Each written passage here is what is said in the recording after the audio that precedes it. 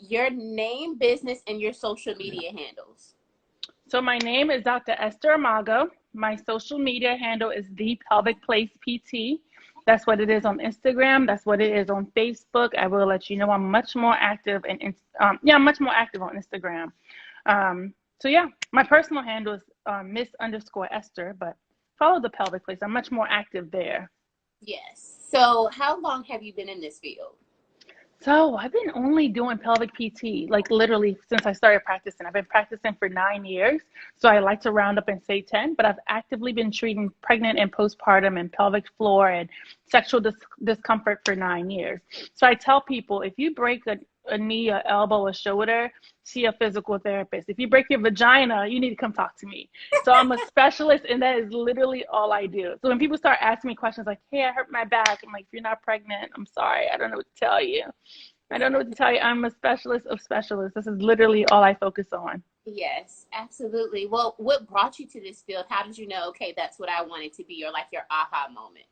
Well, initially I wanted to be a gynecologist when I was a lot younger, and I just thought it'll take so long to go to school for it. So then I figured, okay, I'll do nursing. It's a more practical route. I mean, we kind of grew up in the same area. We weren't seeing a lot of OBGYNs walking around that looked and talked like us and presented themselves like us. So it was kind of like, we see a lot of nurses. Maybe I can do that instead.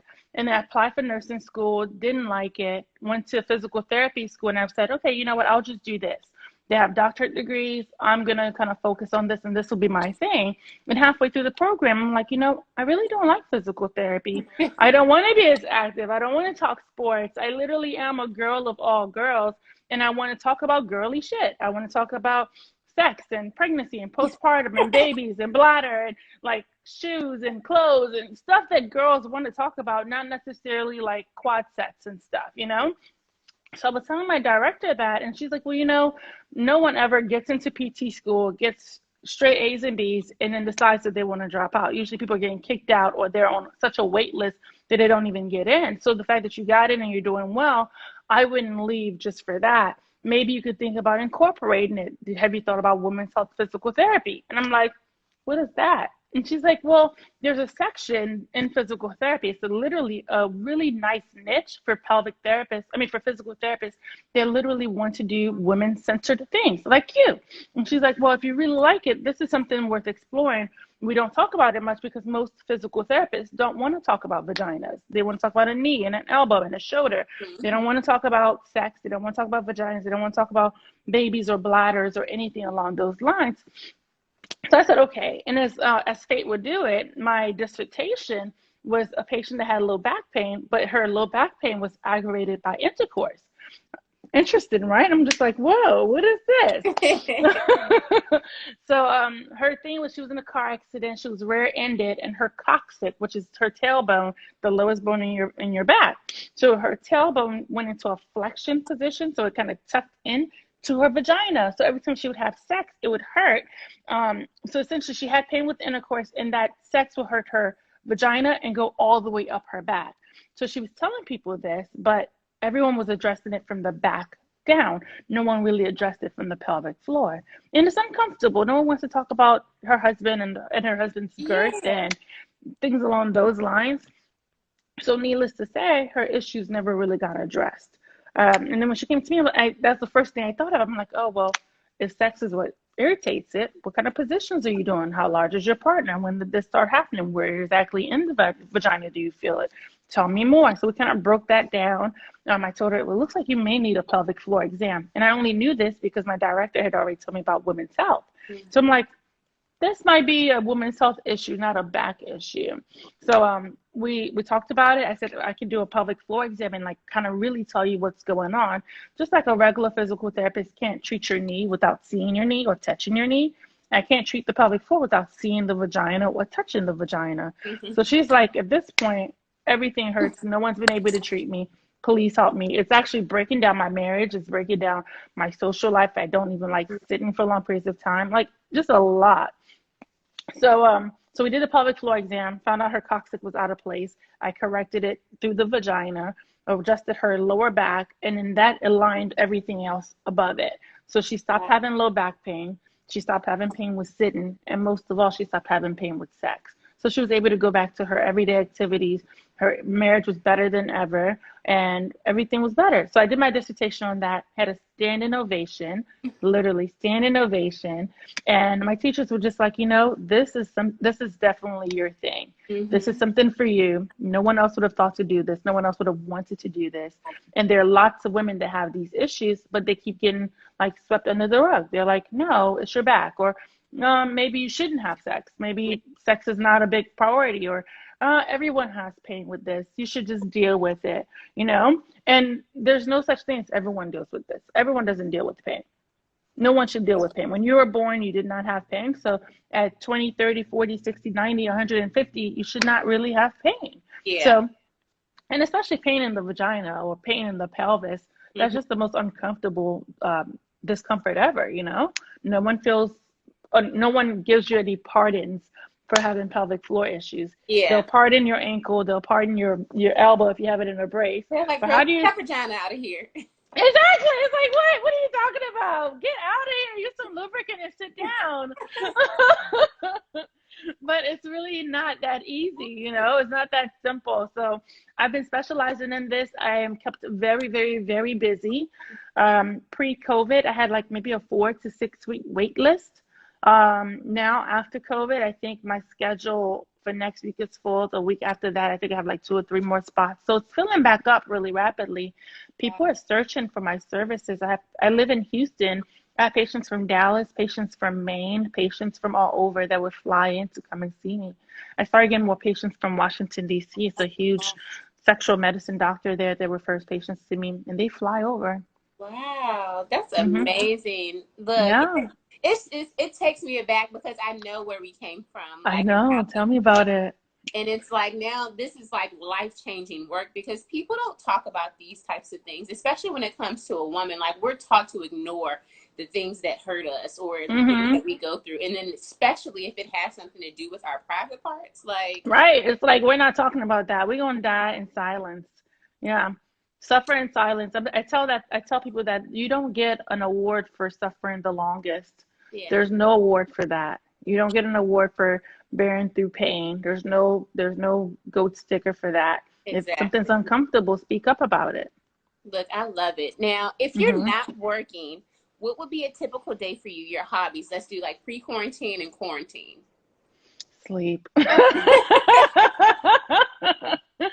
I like to sleep. I like to shop. Something productive, I read.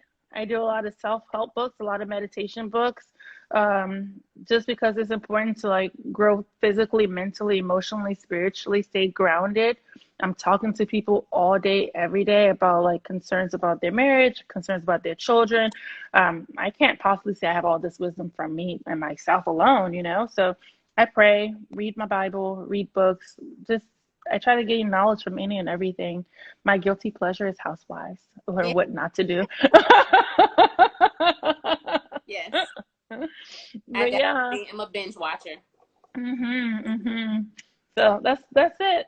Now, what about your pet peeves? Pet peeves. I don't like when people smack. So actually, my real pet peeve is inconsistency. Yeah, inconsistency. I like if you're going to do something, do it consistently. If you're not going to do it, then don't do it at all. Inconsistency, and it goes across the board. It goes for my patients. It goes for my real life. It goes for my friends. It goes for my relationships. Inconsistency is a huge turnoff. Yeah, it's a pet peeve of mine. I can relate. Now, if Esther wakes up in the morning and you're not feeling up to par, like who helps you put your cape back on? Oh, child. Okay. Well, I have really good friends. My friends help me. I talk to my sister a lot. My sister helps me. I think it's important to have a network of people that can pour into you. I've been blessed to have like really good friends that I've been friends with for like 10, 20 years. One of them is actually logged in on here. I'm really excited. Hey, Sissy. But I call them up and we just talk and we chat and work through scenarios together.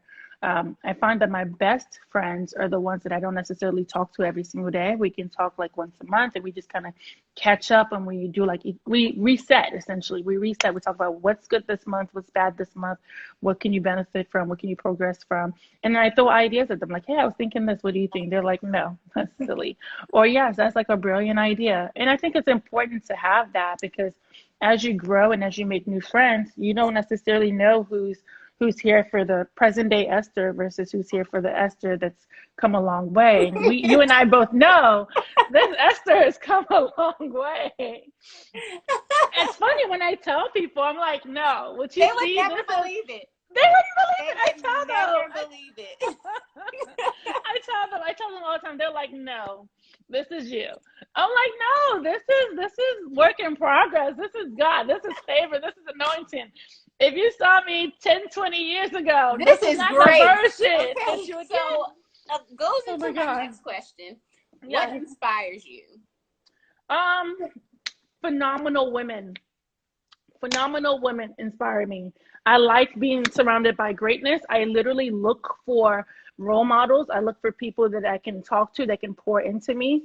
I think that's very, very, very important, because, I mean, we're not born knowing everything. We're not born having access to everything. So I think it's important to like seek out these resources. So I talk to people. I talk to a lot of older women. I talk to a lot of spiritual counselors. I talk to any and everyone that I think I can learn something from, whether it's the lady next door or the CEO that's across the street or whatever the case may be. But seeing people, seeing their drive, seeing what motivates them, seeing how they get up and actually are motivated and they do what they're supposed to do, that pushes me. Because it's like, okay, if they can do it and it's only 24 hours in a day, then certainly I can do it. There's an African thing that people say, and it's like, they don't have two heads. The people that are going out here and they're just killing everything, they don't have two heads. So if they can do it, you can do it. They still have the same 24 hours. God didn't give them an extra hour or extra 2 hours. If they can do it, you can do it. So I use that motto. It is hard though. I mean, I'm sure you can attest to it. It is really hard. Like some days I'm just like, turn off the lights, close the door. We're not doing anything at all today. Close the blind. I'm not interested. Turn the phone off. Don't talk to me. But then you have to have passion about what you're doing. I find women that have passion about what they're doing, and they just pour into me. They motivate me and they keep me going. Yes. Now, what's your biggest influence, or who? Biggest influence.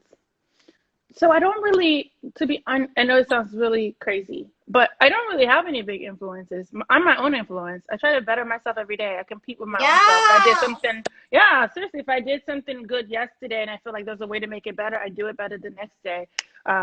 There are really not a lot of people in my field, so I can't really say, oh, well, I'm going to try to be like this person. And to be like this other person takes away from the person that I am. It takes away from who I'm trying to be. It takes away from the skill set that I bring to the table. So I look at myself and I say, okay, this was good. What can you do to make it better? And I'm constantly changing. I'm constantly evolving. I'm constantly trying to build and do better.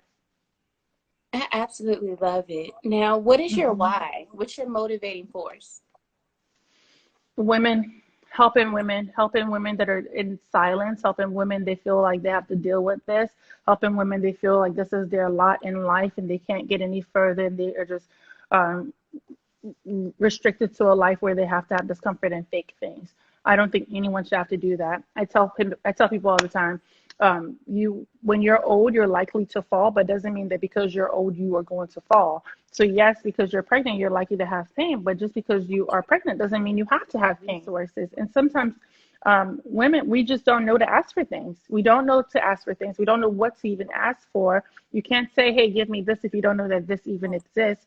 So I make efforts to go out and talk to people. I make efforts to say, hey, how are you doing today? How's your pelvic floor? How's your bladder? How's your vagina?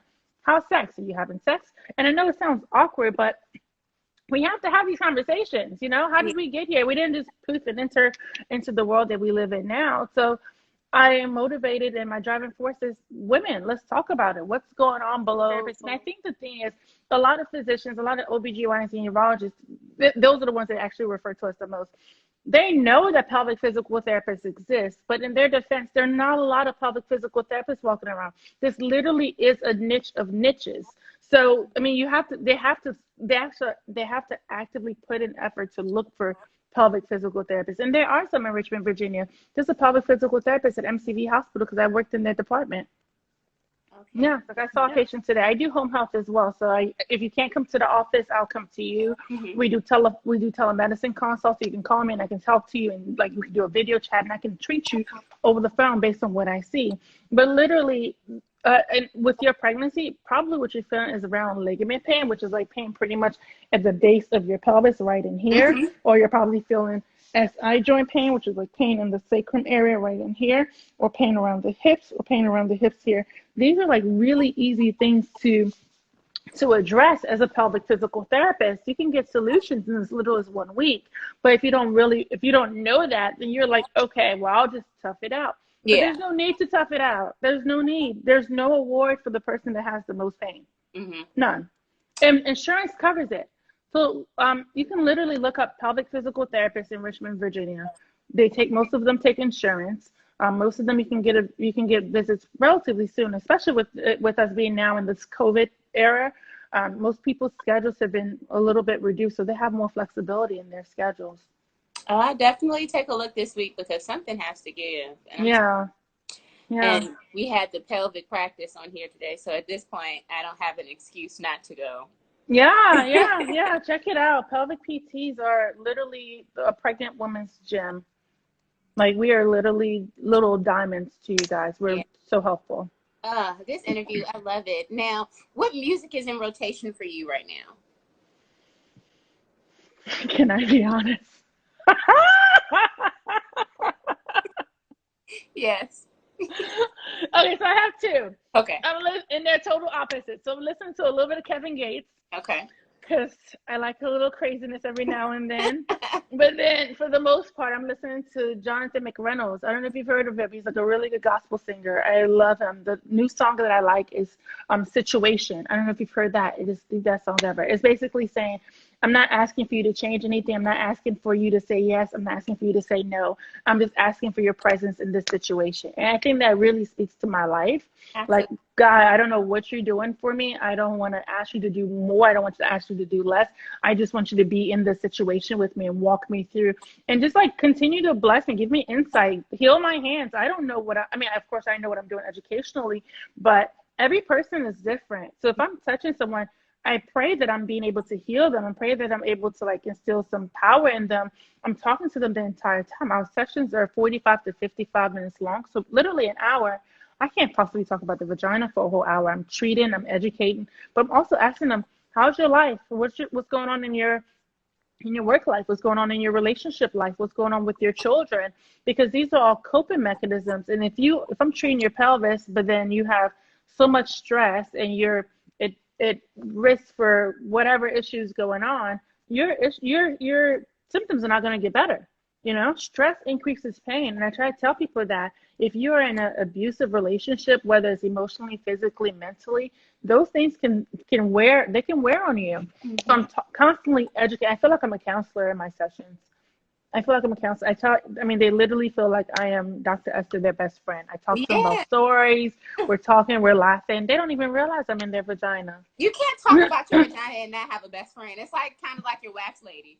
You're going to take this, and we're going to just have to have an open conversation. Because we're going to be bonded for life. That's what it is. You see my cat.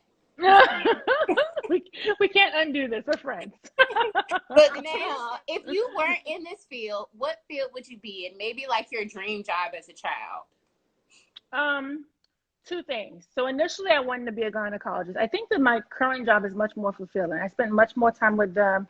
I'm able to pour more into them. It's not like fast rushed visits. I don't get called in the middle of the night to deliver babies. So I'm really excited about that. If I wasn't doing that, I'll probably be a professional traveler if that was such a job. I want to travel to all these beaches, all these vacation spots. I want to sample them. I want to tell you if the sun on this side feels better than the sun on this side. I want to eat everything in sight. I want to tell you if this shrimp tastes better than this lobster, if this lobster tastes better than this scallop. Like I want to be a professional traveler. I love traveling. I love meeting new people. I love the insight and the wisdom it brings you, because you're only as exposed as the people that you expose yourself to. You're only as smart as the people that surround you. So if you are only talking to a set group of people, then you're only going to know that. But if you travel to different parts of the world, you get to pick up little tools and tokens along the way. So that's one of the things I love, love, love doing. That's really how I decompress, to be honest with you. I take a trip out of the country at least once or twice a year just to relax and breathe. Yes, someone said would love to come shadow and learn when things get back to normal.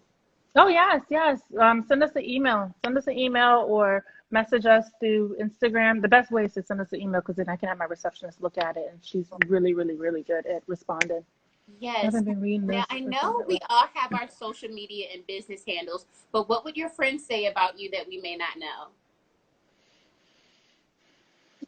Actually, one of the things that my new friends are saying about me is like they didn't realize I was so domesticated. Like I like to be natural, you know. I sit on the couch, I eat ice cream, I talk about stupid stuff. I cook. I love cooking. I would literally cook and fix you your entire plate and bring it to you, have you sit down, bring you your water or whatever you want to drink, bring you your tea, and we'll sit down and I'll clear the plate. And they're just like, wow, I wouldn't have pictured you doing this. I'm like, what did you picture? Like, did you think I was a heathen? What's wrong with you?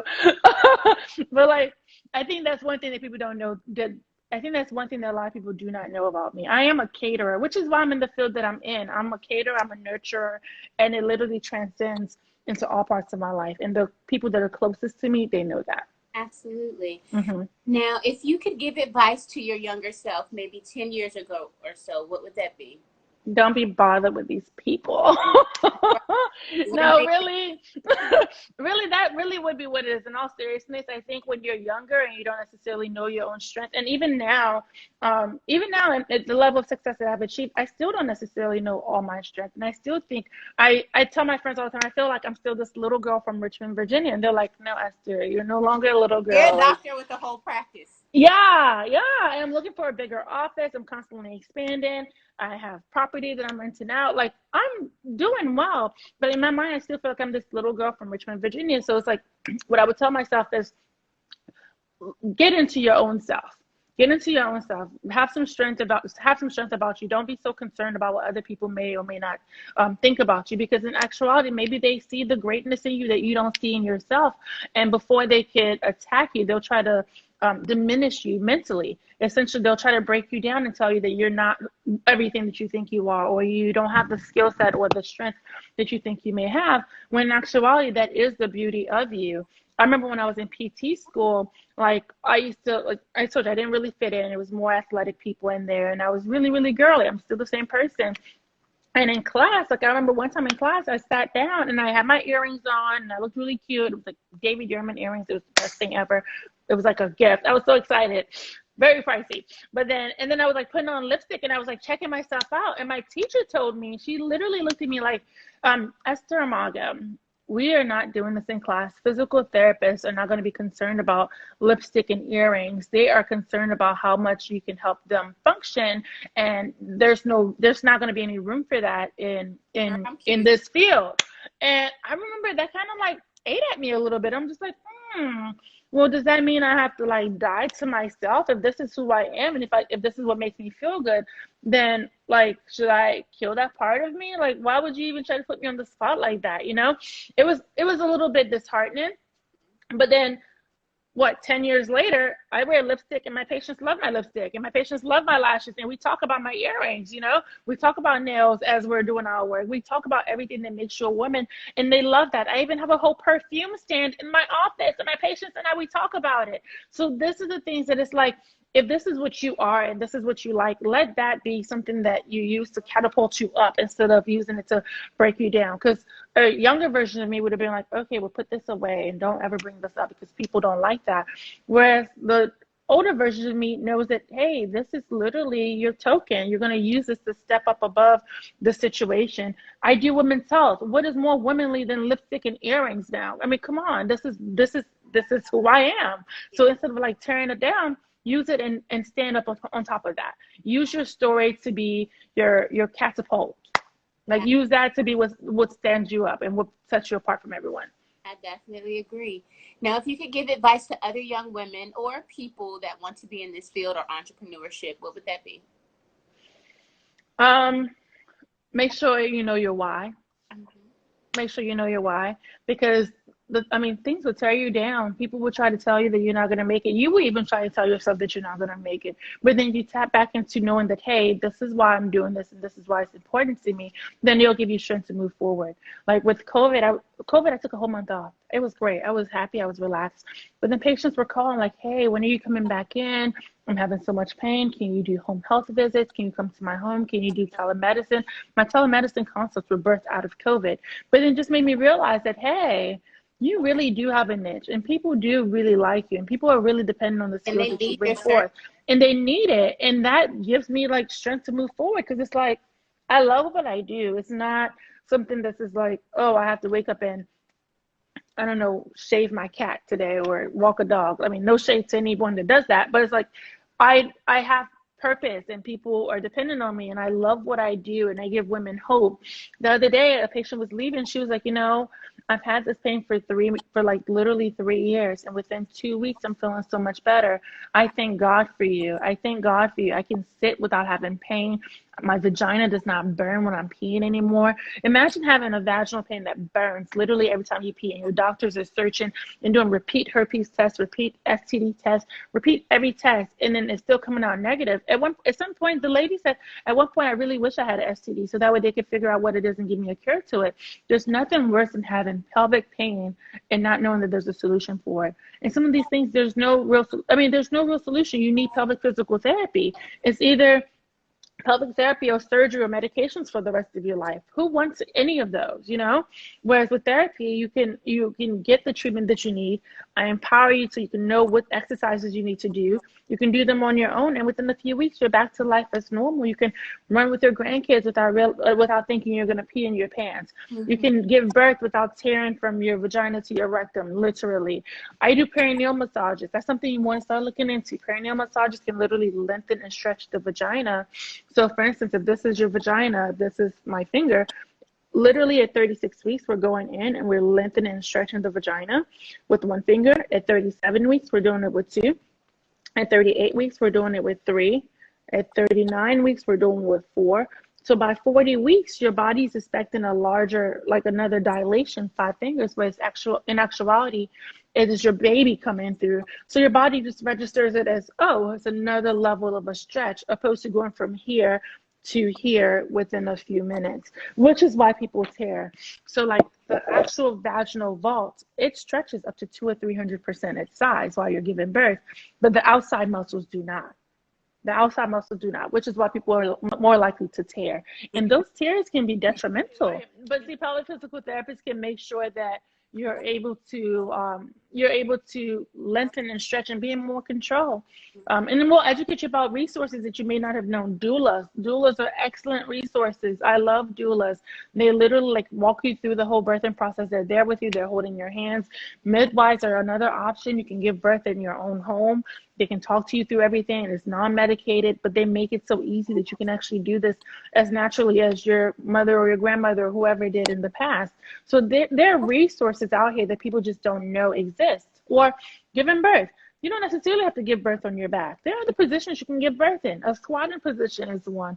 There are lots of different tools and techniques that people don't know exist. And you can't ask for something that you don't know exists. Yeah. So that is what I enjoy. That's what I love. I love being able to educate and empower women and tell them like these are the things that you have at your disposal. Because there's a lack of awareness in the importance of pelvic floor. Most people only know about Kegels. Exactly. So the thing about Kegels is you're contracting. They teach you to contract, but what if your pelvic floor muscles are spastic? Mm-hmm. What then? You can't contract because you're going to have even more pain. You're going to have urinary incontinence. You're actually even going to end up with constipation as well. And if you continue doing that, you're likely to tear. You're likely to tear even with little things like having sex. You're likely to tear with little things like having bowel movements. Kegels are not the end all be all. It really isn't. I teach most of my patients to end up doing down training exercises where they're lengthening and stretching the pelvic floor muscles to help those muscles relax. a big misconception is after you give birth, people think that your vagina is like now is super wide and you can't even have sex anymore. They teach you that, oh, well, maybe now you have to do a bunch of Kegels. When in actuality, a lot of my patients, after giving birth, their muscles are tight and spastic because that's trauma. Like imagine if you bump your elbow really hard, the natural thing to do is to spasm and tighten back up. So after giving birth, a lot of people, not everyone, this is why you need a pelvic floor exam, but some people need pelvic floor down training exercises where we're lengthening and stretching the pelvic floor muscles to prevent you from having the pain and discomfort that you normally would have. Esther, I have thoroughly enjoyed our interview. I enjoy watching you continue to progress in life and grow. It is inspiring to me, and I don't get inspired easily. Oh, well, you inspire me, honey. Yeah. I'm just proud of your drive. I'm proud of your ambition. I love that you're chasing all these women down and you're interviewing them and you're giving them a platform to speak on. I love that you're sharing your story. I love all of your stories. I love how you worked for a company that didn't necessarily appreciate you as much as they could have. And you said, you know what, I'm going to pave my own path. I think people like you inspire me. Successful women that follow their own drive, that follow their own intuition, they follow their own passion, and they pave ways for themselves. That is the biggest gift to earth, literally. The growth is amazing, and I'm so proud to be able to say that I know you and what the work that you're doing is life transforming these women's lives. And I said these women lives and their pelvic floor, one vagina at a time. Yes, one vagina at a time. Yes, thank you for joining. Well, thank you. And for everyone that's watching, again, we're the Pelvic Place Physical Therapy. Please follow us. Send us messages if you have any questions, and we'll be able to help you, whether it's phone conference, telephone, video, Instagram, Skype, whatever, if you're not in the Houston area. And follow our page, and our phone number and our contacts are all there. Yes, absolutely. Okay, bye. Thank you, Chelsea. You're welcome. Bye.